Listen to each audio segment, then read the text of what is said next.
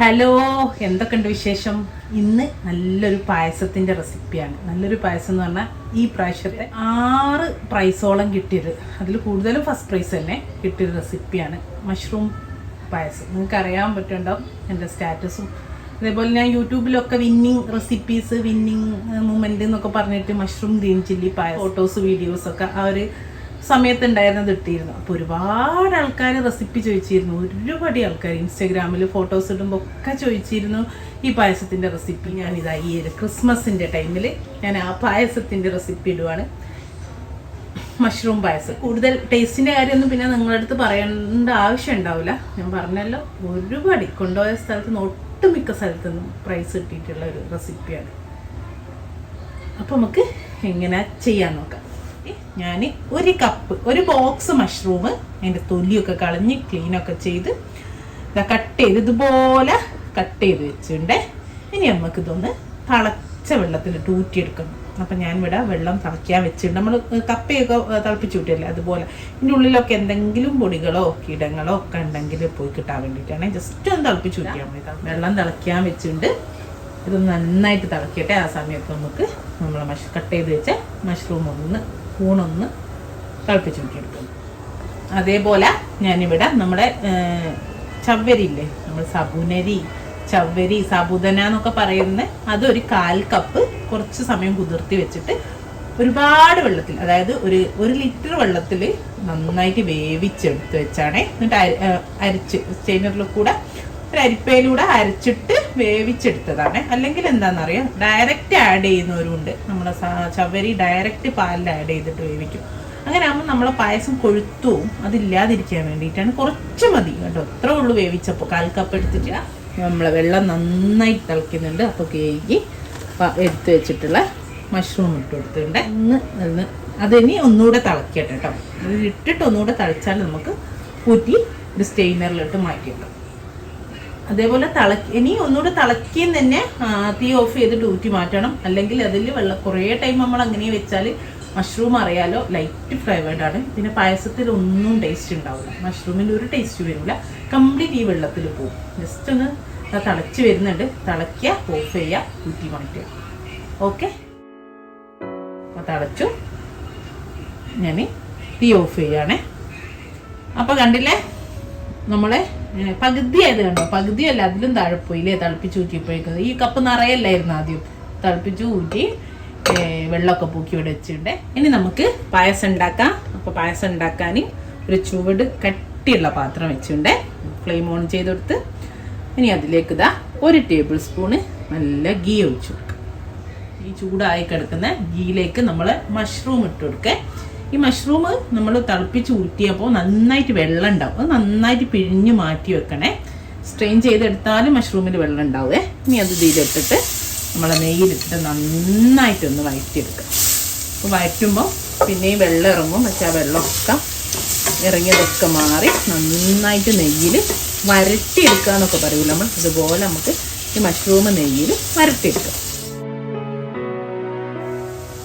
ഞാൻ എപ്പോഴും കോമ്പറ്റീഷന് ഞാൻ പറഞ്ഞല്ലോ, മഷ്റൂം ഗ്രീൻ ചില്ലി ആണല്ലോ കൊണ്ടുപോകല്.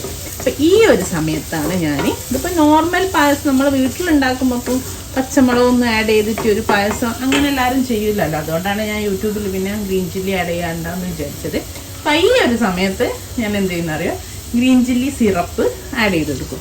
അതായത് പഞ്ചസാരയും കുരുകളഞ്ഞ പച്ചമുളകും കൂടി മിക്സിയിൽ നന്നായിട്ട് അരയ്ക്കും. ഒരു 1/4 കപ്പ് പഞ്ചസാര ഈ ഒരളവിലേക്ക് ഒരു 4 പച്ചമുളകിൻ്റെ കുരു കളഞ്ഞതുകൂടി എടുത്തിട്ട് നന്നായിട്ട് അരച്ച് 2 ഏലക്കായ കൂടി ചേർത്തിട്ട് അരയ്ക്കും. കുറച്ച് വെള്ളവും ചേർത്തിട്ട് എന്നിട്ട് അത് നന്നായിട്ട് സ്റ്റെയിനറിലൂടെ അരച്ചെടുത്തിട്ട് ആ ഒരു വെള്ളം നല്ല ഗ്രീൻ കളർ വെള്ളമായിരിക്കും. അത് ഇതിൻ്റെ കൂടെ ഒഴിക്കും. എന്നിട്ട് ഇതും കൂടെയാണ് പിന്നെ വരട്ടിയെടുക്കുക. അപ്പോൾ ആ ഒരു പച്ചമുളകിൻ്റെ ഇതിൽ കിടന്നിട്ട് ഈ നെയ്യിലും കിടന്നിട്ട് അത് നന്നായിട്ട് ആ പച്ചമുളകിൻ്റെ ആ ഒരു കുത്തുന്ന ഇതൊക്കെ പോവുകയും ചെയ്യും. ഈ മഷ്റൂമിലേക്ക് നന്നായിട്ട് പിടിക്കുകയും ചെയ്യും. ആ രീതിയിലാണ് ഞാൻ ചെയ്യാറ്. അപ്പോൾ അത് വേണ്ടവർക്ക് ഞാൻ പറഞ്ഞേ ഉള്ളൂ. അപ്പോൾ നോർമൽ ഇതന്നെ നല്ല ടേസ്റ്റാണ്. നെയ്യിൽ കിടന്നിട്ട് നമ്മൾ മഷ്റൂമൊക്കെ നന്നായിട്ട് വന്നിട്ടുണ്ട്. നന്നായിട്ട് വരട്ടിയെടുത്തിട്ടുണ്ട്. ഇനി നമ്മൾ ഇതിലേക്ക് 2 കപ്പ് പാല്, അതായത് 500 ml പാല് ചേർത്ത് കൊടുക്കുന്നുണ്ട്. ഇനി ഈ പാലും മഷ്റൂമും കൂടി ഒന്ന് നന്നായിട്ട് തിളച്ച് വരട്ടെ. അപ്പം നമ്മളെ പാലൊക്കെ തിളച്ച് വരുന്നുണ്ട്. ഇനി നമുക്ക് തീ കുറച്ച്, ഇപ്പം ഞാൻ ഹൈ ഫ്ലെയിമിലിട്ടൊന്ന് തിളപ്പിച്ചാണേ, തിളച്ചിട്ട് തീ കുറച്ചിടാം. ഇനി പാലൊന്ന് കുറുകട്ടെ. ഏകദേശം ഒരു 1/4 ഭാഗം 1/2 ഭാഗമൊക്കെ കുറുകി പകുതിയാകുന്ന സമയത്ത് നമുക്ക് പഞ്ചസാരയൊക്കെ ചേർത്ത് കൊടുക്കാം. അപ്പം പഞ്ചസാര ആദ്യമേ ചേർത്താൽ പാല് കട്ടയായി കിട്ടാൻ, അതായത് പാല് കുറുകി വരാൻ കുറച്ചധികം ടൈം എടുക്കും. നമുക്ക് പഞ്ചസാര ഒന്ന് കുറച്ച് കഴിഞ്ഞിട്ട് ചേർത്തി കൊടുക്കാം കേട്ടോ. അപ്പം ഏകദേശം ഒരു 10 മിനിറ്റൊക്കെ കഴിഞ്ഞിട്ടോ, ഇങ്ങനെ ചെറിയ തീയിലാക്കിയിട്ട് ഇങ്ങനെ വറ്റിക്കൊണ്ടിരിക്കുന്നേക്ക് നമ്മുടെ ചവരില്ലേ, വേവിച്ച് ഊറ്റി വെച്ച ചവരി സെറ്റായിട്ട് കേട്ടോ. വേവിച്ച് ഊറ്റി വെച്ച ചവരി ചേർത്ത് ഞാൻ ഒന്ന് മിക്സ് ചെയ്ത് കൊടുക്കേ. കട്ടിയായിണ്ട്. അപ്പോൾ ഒന്ന് മിക്സ് ചെയ്തിട്ട് നന്നായിട്ടൊന്ന് മിക്സ് ചെയ്ത് ഇളക്കി വിട്ട് കൊടുക്കണേ. നമ്മളെ ചവരിയൊക്കെ നന്നായിട്ട് പാലിനോട് മിക്സ് ആയിണ്ട്. ആ കട്ടിയൊക്കെ മാറി പീസ് ഓരോ മണികളായിണ്ടേ. ഇനി നമുക്ക് പഞ്ചസാര ഒരു 1/4 കപ്പ് പഞ്ചസാര ചേർത്തി കൊടുക്കാം. നന്നായിട്ട് യോജിപ്പിച്ച് കൊടുക്കുക. ഏകദേശം ഒരു 1/2 മണിക്കൂർ എടുക്കും കേട്ടോ. ഈ പായസം 1/2 മണിക്കൂർ 35 മിനിറ്റ് ആ ഒരു ടൈം എടുക്കും ആയി വരാൻ. കാരണം വേറൊന്നും നമ്മൾ അധികം ചേർക്കുന്നില്ല. ചവരി ആണെങ്കിലും വേവിച്ച് ചവരിയാണ് ചേർക്കുന്നത്. അപ്പോൾ അത് അത്രത്തോളം കട്ടിയാവില്ല. അപ്പോൾ ഈ പാലെന്നെ കുറുകി വരണം. അപ്പോൾ പായസത്തിന് ടേസ്റ്റ് ഉണ്ടാവുള്ളൂ. അപ്പോൾ കുറച്ചുകൂടി പഞ്ചസാര ചേർത്ത് കൊടുത്തിട്ടുണ്ട്. അപ്പോൾ ഇനി ആ പഞ്ചസാര ഒന്ന് മെൽറ്റായിട്ട് ഒന്ന് പാല് കുറുകി വരട്ടെ കേട്ടോ. പിന്നെ നോക്കിയിട്ട് ബാക്കിയൊക്കെ ചേർത്ത് കൊടുക്കും.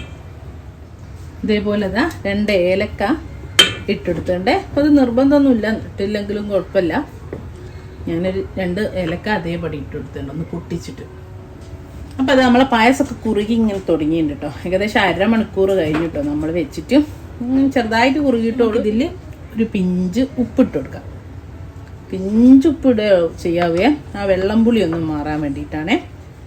മധുരം നോക്കിയിട്ട് ഇനി വേണമെങ്കിൽ നമുക്ക് കുറച്ച് മിൽക്ക് മെയ്ഡ് ചേർത്തി കൊടുക്കാം. ഞാൻ 1 ടേബിൾ സ്പൂണ് മിൽക്ക് മെയ്ഡൂടെ ചേർത്തി കൊടുത്തിട്ടുണ്ട്. മധുരമൊക്കെ നോക്കിയിട്ട് ഓരോരുത്തരുടെ ഇഷ്ടത്തിനനുസരിച്ച് ചെയ്യാട്ടോ. അപ്പോൾ നമ്മളെ പായസം ഏകദേശം റെഡിയാണ്. ഇനി ഞാനൊരു സ്പെഷ്യൽ ഇൻഗ്രീഡിയൻറ്റ് ചേർത്തി കൊടുക്കുകയാണ്. ഇത് പായസത്തിന് അടിപൊളി ഒരു ക്രീമി ഈ ടെക്സ്ചറും കൊടുക്കും, അതേപോലെ നല്ലൊരു ടേസ്റ്റും കൊടുക്കുക.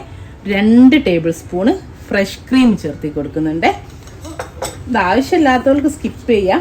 ഇതും കൂടെ ഒന്ന് ചേർത്തി ഒന്നൊന്ന് യോജിപ്പിച്ചിട്ട് നമുക്ക് ഓഫ് ചെയ്യാം. കണ്ടോ, നല്ല പായസം അടിപൊളിയായിട്ടുണ്ട്. ഇത്രേ ഉള്ളൂ. ഇനി ഒന്നും വേണ്ട. നിങ്ങൾക്ക് വേണമെങ്കിൽ അണ്ടിപ്പരിപ്പും മുന്തിരിയും ഒക്കെ നെയ്യിൽ ഒന്ന് വറുത്തിച്ചിടാം, മൂപ്പിച്ചിടാം. അല്ലെങ്കിൽ ആദ്യം നെയ്യ് ഒഴിച്ച സമയത്ത് ആദ്യം മൂപ്പിച്ച് മാറ്റി വെക്കാം, ലാസ്റ്റ് ഇടുകയും ചെയ്യാം. ഞാനിപ്പോൾ ഒന്നും ചേർക്കുന്നില്ല, കാരണം ഞാൻ പൊതുവേ ചേർക്കാറുമില്ല.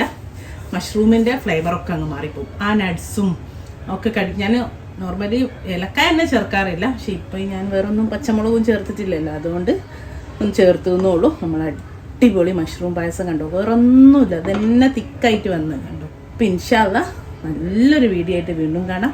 എല്ലാവരും ഒരു പ്രാവശ്യം വീട്ടിൽ ട്രൈ ചെയ്ത് നോക്കും. മഷ്റൂം വാങ്ങിയിട്ട് കൂണ് വാങ്ങിയിട്ട് എല്ലാവരും കറി മാത്രമല്ല ഉണ്ടാക്കാറുള്ളൂ. ഒരു പ്രാവശ്യം പായസം ഉണ്ടാക്കി വെക്കും. ഇവിടെ ചെറിയ മോന് വരെ നല്ല ഇഷ്ടമാണ് ഈ പായസം.